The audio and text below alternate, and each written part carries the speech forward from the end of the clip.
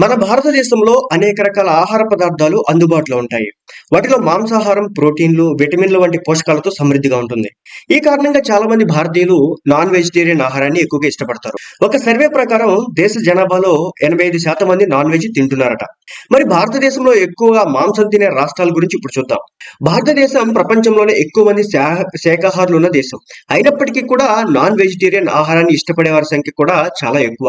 2015-16 నిర్వహించినటువంటి national family health survey ప్రకారం వారానికి 78% మహిళలు, 70% మంది పురుషులు చికెన్, చేపలు లేదా ఇతర మాంసాహారాలు తింటున్నారట.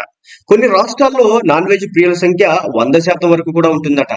నాన్ వెజిటేరియన్ ఆహారం ఎక్కువగా తినే రాష్ట్రాల్లో నాగాలాండ్ వచ్చేసి మొదటి స్థానంలో ఉంది.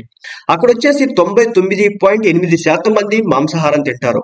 ఇక్కడి ప్రత్యేక వంటకాల్లో smoke chicken, mutton, bomb style చేపల వంటలు ఉంటాయి. అలాగే పశ్చిమ బెంగాల్లో 99.3%తో రెండవ స్థానంలో ఉండగా, ఇక కేరళ వచ్చేసి 99.1%తో మూడవ స్థానంలో ఉంది. ఈ రాష్ట్రాలు చేపలు, చికెన్, ఇతర మాంసాలతో తయారయ్యే రుచికరమైన వంటకాలతో ప్రసిద్ధి చెందాయి. ఇక తెలుగు రాష్ట్రాల విషయానికి వస్తే గనక తెలుగు రాష్ట్రాలు మాంసాహార వినియోగంలో మరింత ముందుండడం గమనార్హం.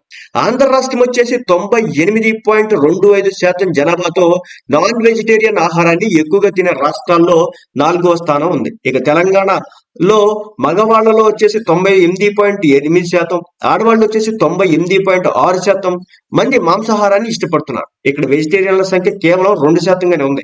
ఇక ఇతర రాష్ట్రాల వివరాల విషయానికి వస్తే కనుక తమిళనాడులో 97.65% జనాభాతో నాన్ వెజిటేరియన్ ఆహారాన్ని ఎక్కువగా ఇష్టపడే రాష్ట్రాల్లో ఒకటి.